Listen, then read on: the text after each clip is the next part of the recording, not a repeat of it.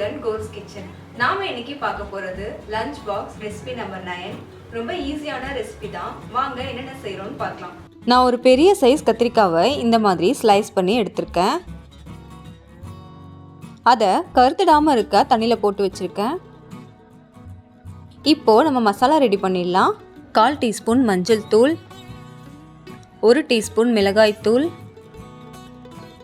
1/2 teaspoon garam masala தூள், 1/4 teaspoon ஜீரகத்தூள், 1 teaspoon மல்லித்தூள், 1 டேபிள் ஸ்பூன் அரிசி மாவு, கடைசியாக 1/2 டீஸ்பூன் உப்பு எல்லாத்தையும் சேர்த்துட்டு கொஞ்சமாக தண்ணி ஊற்றி மிக்ஸ் பண்ணி வச்சுக்கலாம். ஆல்ரெடி நம்ம கத்திரிக்காவை தண்ணியில் போட்டு வச்சுருக்கிறதுனால அதுலேயும் ஈரப்பதம் இருக்கும். அதனால் மசாலாவை ஒரு திக் பேஸ்ட்டாக ரெடி பண்ணிக்கலாம்.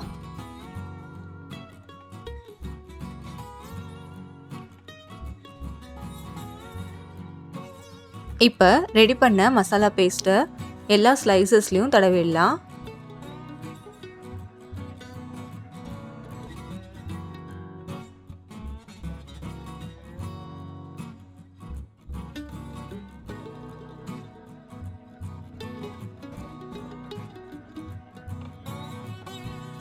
இந்த மாதிரி ரெடி பண்ணதுக்கப்புறம் இதை பொரிச்சு எடுத்துடலாம்.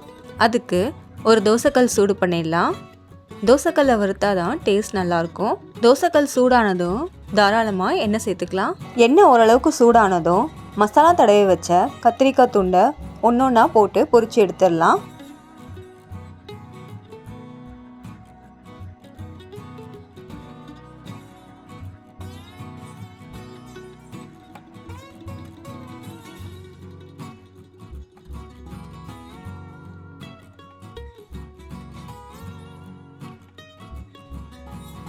இடையில தேவைப்பட்டால் மேலே லைட்டாக எண்ணெய் ஊற்றிக்கலாம்.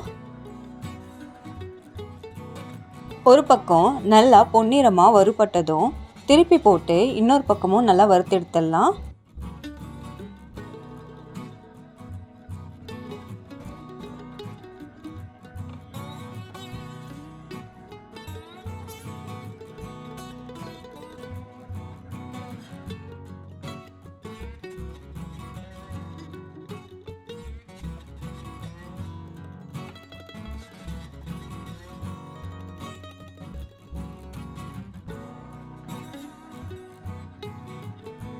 கத்திரிக்காய் துண்டெல்லாம் நல்லா பொன்னிறமாக வறுபட்டதும் எடுத்து ஒரு பிளேட்டில் வச்சிடலாம்.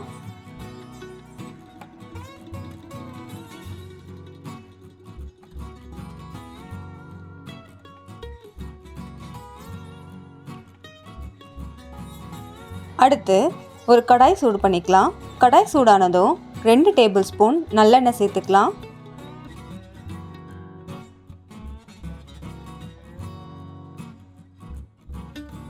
எண்ணெய் நல்லா சூடானதும் 1/2 டீஸ்பூன் கடுகு சேர்த்துக்கலாம்.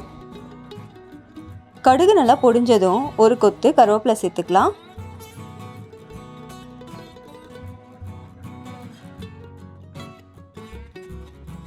கருவேப்பிலை ஓரளவுக்கு வறுபட்டதும் 1 டீஸ்பூன் கடலைப்பருப்பு சேர்த்துக்கலாம். அடிஷ்னலாக 10 போல் முந்திரி சேர்த்துக்கலாம். இது ரெண்டுத்தையும் நல்லா பொன்னிறமாக வறுபட்டதும் பச்சை மிளகாவை 2ஆக ஸ்லிட் பண்ணி சேர்த்துக்கலாம். அப்படி இல்லைனா எண்ணெயில் போட்டதும் வெடிக்கும். 2 காஞ்ச மிளகாய் சேர்த்துக்கலாம்.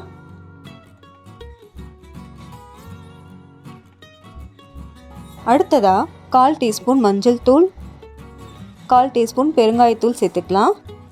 மஞ்சள் தூள் பெருங்காயத்தூள் சேர்க்கறதுக்கு முன்னாடி எப்போவும் ஸ்டவ்வை ஸ்லோ ஃப்ளேமில் வச்சுக்கலாம். அப்படி இல்லைன்னா இரும்பு ஸ்மெல் வரும். லைட்டாக கிளறிட்டு ஸ்டவ்வை ஆஃப் பண்ணிவிட்டு ஒரு லெமனுடைய ஜூஸ் சேர்த்துக்கலாம். பெரிய லெமனாக இருந்தால் 1, சின்னதாக இருந்தால் 2 சேர்த்துக்கலாம். சேர்த்துட்டு 1/4 டீஸ்பூன் போல் உப்பு சேர்த்துக்கலாம். சேர்த்துட்டு ஒரு தடவை நல்லா கலந்துடலாம். இப்போது இதில் வடித்து வச்ச சாதத்தை சேர்த்துக்கலாம்.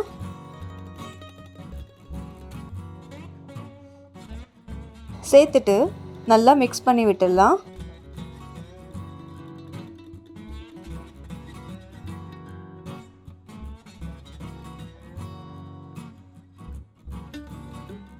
அவ்வளோதான், லெமன் ரைஸ் ரெடி ஆயிடுச்சு. அடுத்து நம்ம லஞ்ச் பாக்ஸ் பேக் பண்ணிடலாம். இன்றைக்கி ஃப்ரூட்ஸாக பொமோகிரானேட் தான் எடுத்திருக்கேன், அதை வச்சிடலாம். அடுத்து ஃப்ரை பண்ண கத்திரிக்காய் பீசஸையும் வச்சிடலாம்.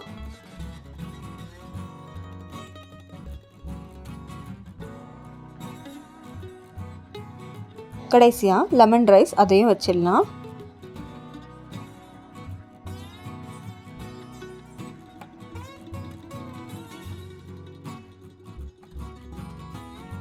அவ்வளோதான், டிஃபன் பாக்ஸை க்ளோஸ் பண்ணிடலாம்.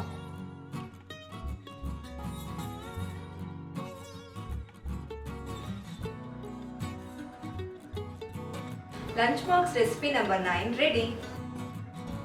இந்த வீடியோ உங்களுக்கு பிடிச்சிருந்ததுன்னா லைக் பண்ணுங்கள், உங்கள் நண்பர்களோட ஷேர் பண்ணுங்கள், மறக்காமல் எங்கள் சேனலுக்கு சப்ஸ்கிரைப் பண்ணுங்கள், பக்கத்தில் இருக்க பெல் ஐக்கானை கிளிக் பண்ணுங்கள்.